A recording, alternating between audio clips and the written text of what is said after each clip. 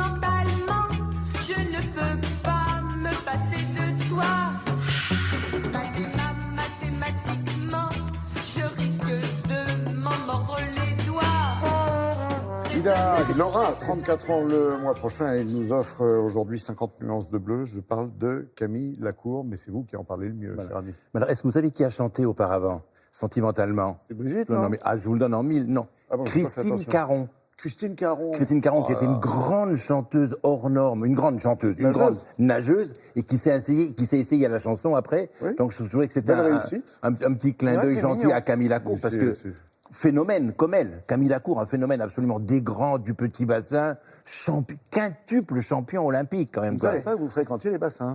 Si, j'adore aller nager, bien sûr. Alors, ce garçon, Camille Lacour, moi, je sais qu'il m'a épaté. Pourquoi on a voulu faire le sujet? Parce qu'il a écrit un bouquin, pour qu'on ait compte, il a 34 ans, il écrit ses mémoires déjà. Parce qu'il clôt une première partie de sa vie. Et la première partie... Une première vie, alors, la première vie. Parce que maintenant, alors, il intervient dans l'entreprise, il fait autre chose, il se cherche autre chose. Il a un physique, Charlotte on le disait tout à l'heure, il a un physique à faire du cinéma, il a un physique à faire plein de choses, à faire du mannequinat, bien évidemment. Il a les yeux revolver.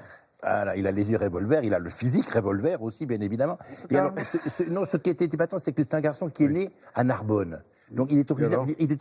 Son père et sa mère n'étaient pas des nageurs, n'étaient pas des entraîneurs. Il n'est pas né, je veux dire, avec une cuillère en argent de la natation dans la bouche, quoi. Son père et sa mère étaient facteurs. Il a vécu à Narbonne, il a démarré la natation à 5 ans. Et dans son bouquin, il raconte pourquoi il a fait la natation à cause des acariens. Alors, je ne vais pas vous raconter pourquoi, vous le découvrirez dans son bouquin, et à cause un peu du fils d'une voisine. Alors, je vous invite non pas à découvrir le livre, dans un premier temps, à découvrir Camille Lacour, qui nous a reçus dans un hôtel parisien. En avant, Camille Lacour. Regardez, 2 mètres de haut, regardez.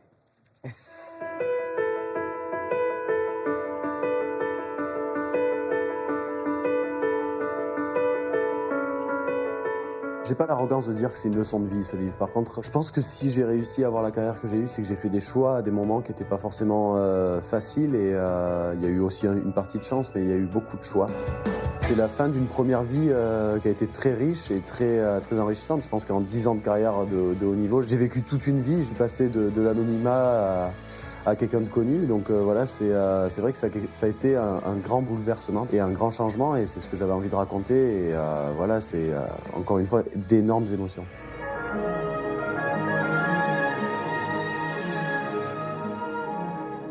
C'est bien de ne pas oublier d'où on vient. Il y a encore quelques jours, j'étais en vacances chez mes parents et dans mes montagnes. Voilà, j'ai appris à ma fille à faire du ski et je pense ne pas avoir oublié qui je suis, et ça fait c'est bien de voir tout le chemin parcouru aussi. Je crois que tout petit, j'ai su que la natation, ça allait être ma passion, que l'eau, ça allait être ma passion, parce que j'aime ce monde du silence, j'aime ce monde de la glisse.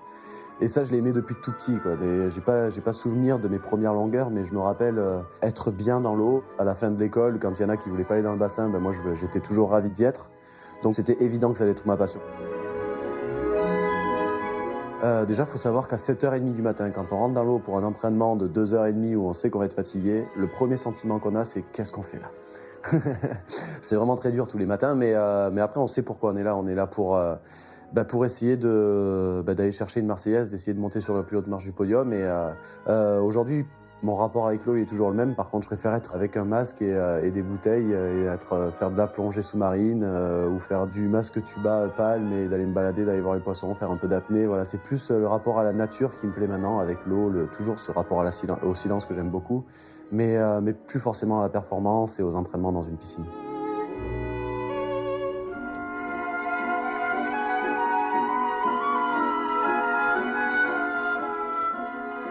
Je pense clairement qu'une carrière de sportif de haut niveau qui dure environ 10 ans, on vit intensément toutes les émotions qu'on puisse vivre dans une vie entière, quoi. J'ai eu la chance d'être sur le toit du monde, j'ai eu la chance de briller avec des amis extraordinaires et de trouver une fraternité dans un groupe de Marseille.